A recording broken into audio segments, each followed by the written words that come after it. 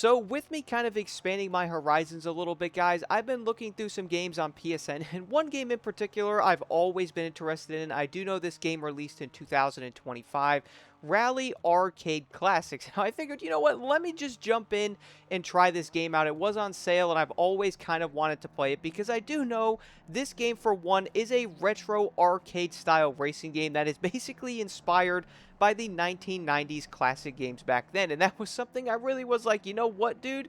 Let's go play it. Let's see how the gameplay is. And I'm going to be honest here. One thing that also made me interested in this game was simply the fact that it's an indie studio that made it, as I really do think a lot of indie studios really are putting out absolute banger of games that I kind of feel like sometimes get a bit forgotten because maybe they're not made by like a AAA studio or something. And it turns out, guys, even an indie studio can make a great game, and that's something I've really been noticing. In fact, I might even try and play some of these other games a tad more often that really aren't AA or even AAA games. Now, Rally Arcade Classic might be the type of game players might look at and go, nah, I ain't playing that, bro. And funny part is, a while ago I saw the graphics and I was like, nah, but now after playing a lot of older games, getting another PS2, it honestly is not about the graphics anymore, man. I'm looking for an overall fun experience that is just entertaining and also kind of gives you that classical feel. And Rally Arcade Classic not only does that, but it also kind of gives you that sense that this game was designed in something like a Dave & Buster's, or with the overhead cam views and different things you can play on. It kind of reminds you of an arcade type of game that you would find in one of those, which they were probably aiming for that. But one thing I really did like about this game, though, is the handling model really did surprise me with how fun it was, as I kind of thought at first it might have been kind of terrible, but once you actually get used to it and you start really getting around the corners faster and realizing how to brake and how to take your hand off the gas and go faster, it really was entertaining to do. And one thing I kind of like, though, is the cars in this game, bro. They are basically like real cars or similar to it. You can kind of see how the pixels are designed on them, like the Porsche 911 Dakar, for example. We have something like the Lancia in there, the Stratos, and also the 037. You have something that looks like the Subaru, a Corolla, the Celica. There's a good amount of cars in this game that you can clearly tell what they are resembling. It's honestly pretty cool, and I was genuinely surprised with the car sounds in this game. I kind of think they sounded better than I expected. Attention, easy left. Attention, easy left. But it really did kind of show me, though, with how this game did end up flowing, guys. Now, there's a few different things you can do. You could do the regular rally stages, aka the tour, that will kind of take you through the main story-ish part of the game, where you have to do like something like the verse thing, where you have to race another racer or catch up to them and pass them. You have the race where you have to go past 4 other rally cars in that said course. Then you have the time trial ones, which we all probably know what that one is. Then we also have drift as well, and all of which were honestly pretty cool. I would say every game mode was different than what I was expecting, and I was genuinely enjoying each of them. We also have the other rally tour thing that you could do that's a little bit different, but they also have more challenging stages in there of the time trials and races and stuff as well. Then we also have the licensing test, which is the first thing I did end up doing in the game, because I kind of thought about Gran Turismo 7 and putting this game side by side to Gran Turismo 7. I'm not going to lie, guys. It kind of had me laughing a bit. But also, visuals really aren't everything in a game. And I kind of wish other people would kind of think about that a little bit, as you could clearly see what the cars are. You could tell what they were trying to do. And for me, though, it's kind of like noticing a car and going, okay, I know that's going to be a Porsche or something like that. And then noticing how the overall gameplay kind of just carries everything else from there, which is something I really wasn't expecting. And then playing this and playing Gran Turismo 7 just to see the differences, it is honestly pretty interesting, because everyone's like, no, we need next-gen graphics. These games look terrible. But honestly, if you could find a fun little classic rally game like this, or an older game in general, I really do think players will end up overlooking the limitations of how the game might not look like Gran Turismo or The Crew or Need for Speed, or insane graphic fidelity that you would see in newer games nowadays. I mean, heck, dude, I kind of appreciated how this game did end up looking older. I thought that made it honestly more fun, and also gave that older style racing game feeling. Like when you played this, you really thought you were playing like an upgraded game from the 1990s or early 2000s. That's something that I really did like a lot about it. And when you are playing this, though, guys, and you really start to get into it, I would say the licensing tests would probably end up really testing you, no pun intended, as some of them got pretty dang difficult.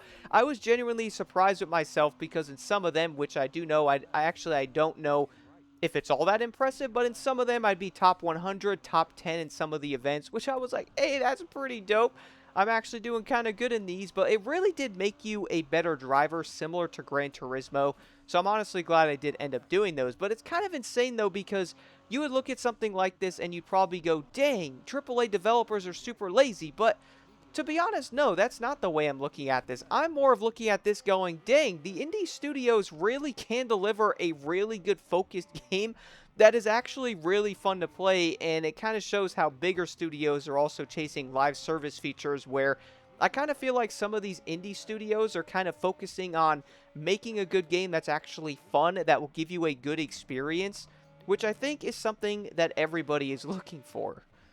One of the other things I enjoyed about Rally Arcade Classic, though, was simply down to how the vehicle classes were. I do understand that a lot of them are probably going to be slower than faster, and that's kind of how you normally work in most of these games. Like, you always start in a slower car, then you get a faster one.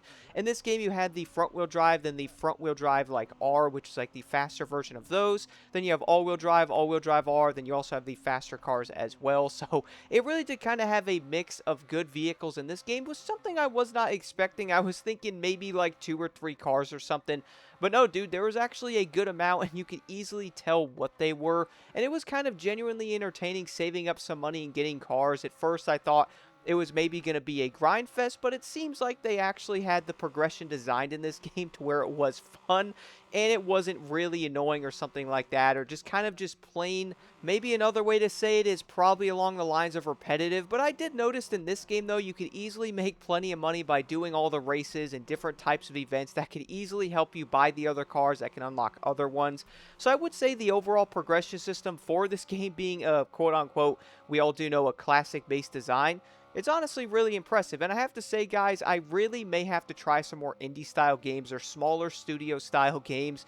I do think a lot of players are kind of hooked on the overall AAA racing genre, or a lot of those games that are coming out, but you really can find some hidden gems that may have not been all the way on top of the said totem pole or something, and some of them might be a little bit lower, but they're almost like hidden classic games that are also hidden gems in a way, and I really did feel that with this game so much. Like, if you may jump in this expecting it to be like dirt levels of detail and things like that, then yeah, bro, you probably will end up getting a bit disappointed. But I jumped into this game going, you know what, I do know the design of the graphics in the overall game is designed from an older style 90s type of racing game or rally game, and I went into that realizing it, also knowing that this is the type of game you could find in like a Dave & Buster's, right?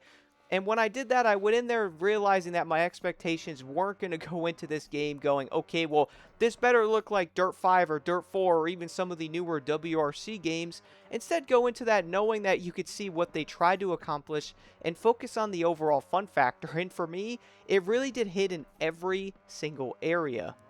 Do let me know what you guys think about Rally Arcade Classics in the comments below. Again, I do know this game is kind of in a very odd spot, and I say that because even with myself, I looked at this game last year and I saw the photos and I was like, nah, I'm not going to really enjoy that. Look at that. I'm not liking the way the game looks. And then I feel like other people would do the same thing.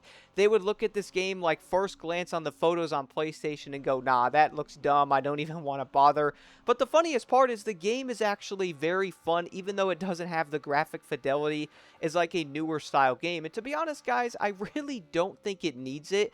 And I kind of was wondering how this game did popularity-wise. I kind of think some people didn't give it a shot because of it. And to be honest, guys, here in 2026, I would honestly recommend trying out some of these games. As I even had a friend tell me that, dude, you probably shouldn't focus on more AAA games, man. Like, check out some indie studios, see what other games are that are out there. And it turns out he was definitely right, because there's a lot of cool classical games like this one that I feel like a lot of people would truly enjoy so much. But the thing is, though, you have to give it a chance.